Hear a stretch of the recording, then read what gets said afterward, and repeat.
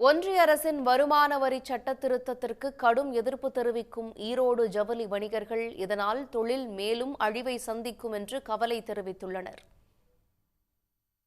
தொழில் நிறுவனங்கள் வணிக கடன்களை விரைந்து வசூல் செய்வதற்கு வழிவகுப்பதாக கூறி ஒன்றிய அரசு வருமான வரி சட்டத்தில் திருத்தம் கொண்டு வந்துள்ளது. அதன்படி மார்ச் 31ஆம் தேதி நிதியாண்டு முடிவில் இருப்பு நிலை குறிப்பு கணக்கில் சிறு குறு தொழில் நிறுவனங்களுக்கு வழங்க வேண்டிய வணிக கடன் நிலுவை 45 நாட்களுக்கு மேலே சென்று இருந்தால் அவைகளை வருமானமாக கருதி அவற்றுக்கும் வருமான வரி செலுத்த வேண்டும் என சட்ட திருத்தம் செய்யப்பட்டிருக்கிறது.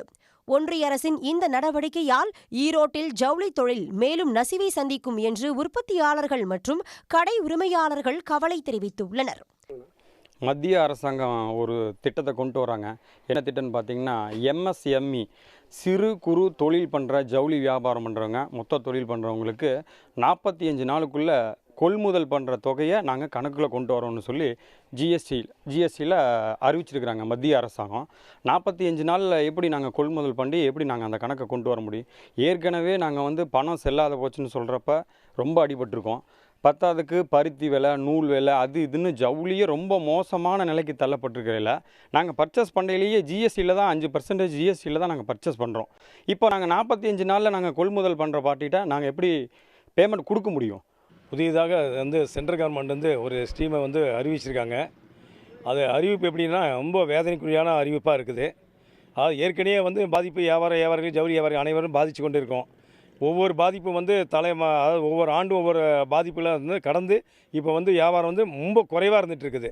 என்ன பாதிப்புனா ஸ்டார்டிங் மொதல் பணம் முடக்கடி, அதுக்கடுத்து கொரோனா காலம், அதுக்கடுத்து ஜிஎஸ்டி, இப்படி வரிசையாக பாதித்து நூல் விலை 6 மாதத்துக்கு ஒரு உயர்வு, அதையெல்லாம் கண்டித்த பிறகு பெட்ரோல் விலை உயர்ந்தால் நூல் விலை உயர்வு அப்படி என்றெல்லாம் தீர்ப்புகளை சொல்லி கொண்டிருந்தார்கள். அதே மாதிரி அந்த வேதனையில் ஜவுளி வியாபாரம் ஏகப்பட்ட பாதித்து இன்றைக்கி சிறு குறு வியாபாரிகள் இல்லாத அளவுக்கு ஆயிடுச்சு. துணிகளை வாங்கி ப்ராசஸிங், டையிங், பிரிண்டிங், ஸ்டிச்சிங் என ஜவுளி ரகங்களாக உற்பத்தி செய்வதற்கே குறைந்தபட்சம் 3 மாதங்கள் ஆகும். இந்நிலையில் 45 நாட்களுக்குள் அதற்கான நிலுவைத் தொகையை வழங்க வேண்டும் என்பது சாத்தியமற்றது என்று ஜவுளி உற்பத்தியாளர்கள் கவலை தெரிவிக்கின்றனர். ஒன்றிய அரசு வருமான வரி சட்டத்தில் கொண்டு வந்துள்ள மாறுதலால் சிறு குறு ஜவுளி வணிகர்கள் கடுமையாக பாதிக்கப்பட்டு தொழிலை நடத்த முடியாத நிலை ஏற்படும் என ஈரோடு ஜவுளி துறையினர் எச்சரித்துள்ளனர். இதற்காக போராட்டங்களை அறிவித்துள்ள ஜவுளி வணிகர்கள் ஒன்றிய அரசு அந்த சட்ட திருத்தத்தை திரும்பப் பெற வேண்டும் என வலியுறுத்தியுள்ளனர். உடனுக்குடன் செய்திகளை தெரிந்து கொள்ள சன் நியூஸ் பெல் ஐகானை கிளிக் பண்ணுங்க.